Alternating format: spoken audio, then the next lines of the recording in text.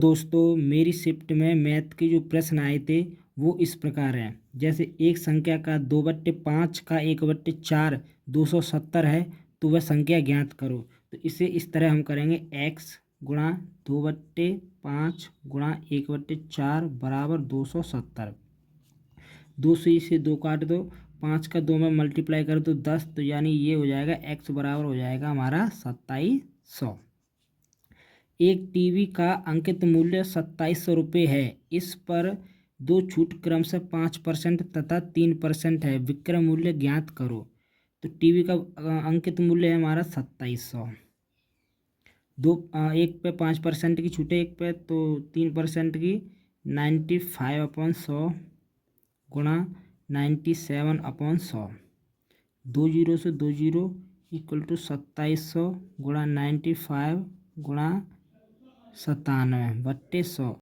इनका मल्टीप्लाई करके 100 से डिवाइड करके जो भी आंसर 2488.00 हो जाएगा। एक वस्तु का विक्रय मूल्य 500 रुपये है, 20% का लाभ होता है, क्रय मूल्य ज्ञात करें।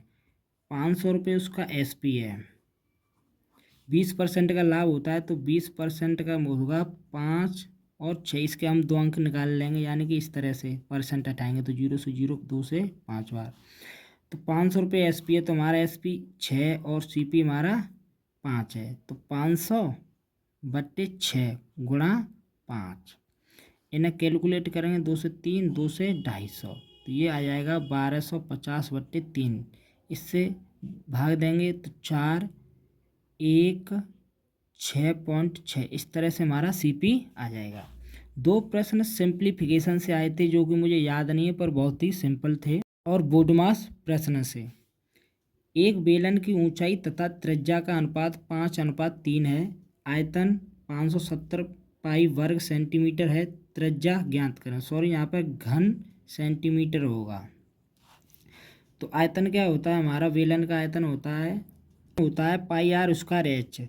ये ऊंचाई और ये त्रिज्या है, तो इसे हम ऐसे लिख लेंगे 5x/3x। तो यहाँ पे लिख देंगे, तो आयतन कितना 570 पाई बराबर पाई गुणा r कितना हमारा, यानी कि 9x² गुणा h कितना है 5x। पाई से पाई कट गया, तो यहाँ से निकालेंगे 570/9 गुणा 5 बराबर x³।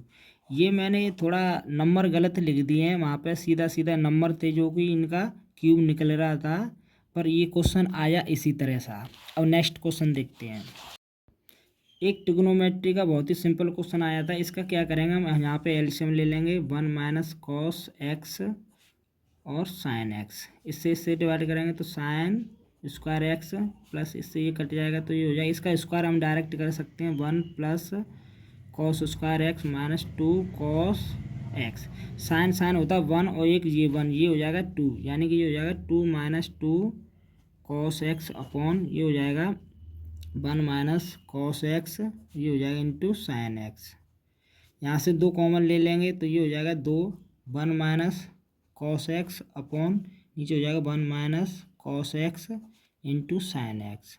इससे ये कैंसिल हो जाएगा, तो हमारा क्वेश्चन था 2 cosec x। इसको ऊपर ले जाएंगे तो ये cosec में चेंज हो जाता है।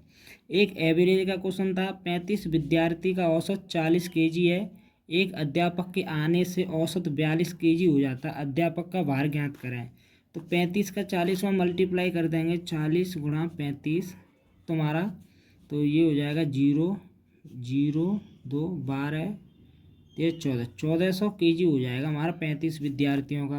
एक अध्यापक और आ जाता तो कितना हो जाता है, 42 हो जाता है, यानी कि 36 गुणा 42।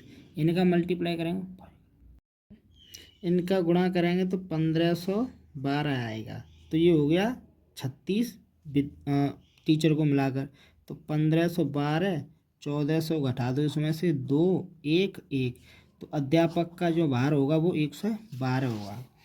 एक काम को पी तथा क्यू क्रम से 20 दिन तथा 30 दिन में खत्म करते हैं। 2 दिन बाद पी काम छोड़ देता है। बचा काम क्यू कितने दिनों में, पी 20 दिन में कर रहा है, क्यू 30 दिनों में कर रहा है। इनका एलसीएम ले लेंगे तो आ जाएगा हमारा 60। तो ये हो जाएगा 3 यूनिट पर डे, ये हो जाएगा 2 यूनिट पर डे। तो ये 2 दिन तक काम करते हैं दोनों, तो 2 दिन में 5 गुणा 2 बराबर हो गया 10 यूनिट काम किया। तो बचा हमारा कितना 50 यूनिट। 50 यूनिट को क्यू कितने दिनों में करेगा, क्यू हमारा एक दिन में कितना कर रहा था 2, तो 2 से भाग दे देंगे तो ये आएगा 25 दिन में हमारा क्यू से काम को ख़त्म कर पाएगा। नेक्स्ट क्वेश्चन करते हैं। एक समकोण त्रिभुज की भुजाएं 8 सेंटीमीटर तथा 6 सेंटीमीटर है, त्रिभुज के परिवृत्त की त्रिज्या ज्ञात करो। तो सबसे पहले हमारा जो समकोण त्रिभुज होता है, एक भुजा दिए 8, एक दिए 6, तो इसका हमारा जो रूल होता है, ट्रिपलेट होती है, वो हमारी ये कर्ण हमारा निकल आएगा 10 सेंटीमीटर है, या उससे पाइथागोरस प्रमेय से भी निकाल सकते हैं। तो परिवृत्त त्रिभुज के त्रिज्या जो होती है हमारी, वो होती है कर्ण बट्टे 2 होती है। तो हमारा कर्ण कितना है, हमारा 10 है, बट्टे 2 बराबर आ जाएगी 5। ये आगे आगे त्रिज्या 5 सेंटी। अगर इसका त्रिभुज भी चाहता है तो त्रिभुज का क्षेत्रफल भी हम निकाल सकते हैं। त्रिभुज का क्षेत्रफल होता है पाई आर स्क्वायर, तो इससे भी हम यहाँ पर रख के निकाल सकते हैं। एक व्यक्ति 10,000 रुपये बैंक से उधार लेता है, 3 वर्ष के लिए 15% की वार्षिक साधारण ब्याज पर उसका मिश्रधन ज्ञात करें। तो इसका हमारा जो फॉर्मूला होता है ऐसा ही बराबर होता है PRT/100। तो P हमारा कितना 10,000 गुणा R कितना हमारा 15% गुणा हमारा टाइम कितना 3 बट्टे 100। 0 से 2 जीरो, 0 कटे 15 45 और 2 जीरो, हमारा ऐसा ही आ गया 1500। तो हमारा मिश्र धन होता है SI प्लस प्रिंसिपल। तो SI कितना हमारा 4500 प्लस प्रिंसिपल कितना 10,000। तो ये हो गया हमारा 2 जीरो 2 जीरो, तो ये हो गया 4500 10 14,500 रुपये हमारा मिश्रधन आ गया। तो इसी तरह बहुत ही सरल हमारे क्वेश्चन पेपर में आ रहे हैं, तो ज़्यादा घबराने की बात नहीं है, बस नॉर्मल प्रैक्टिस करते रहो और आसानी से पेपर निकल जाएगा। थैंक यू, धन्यवाद।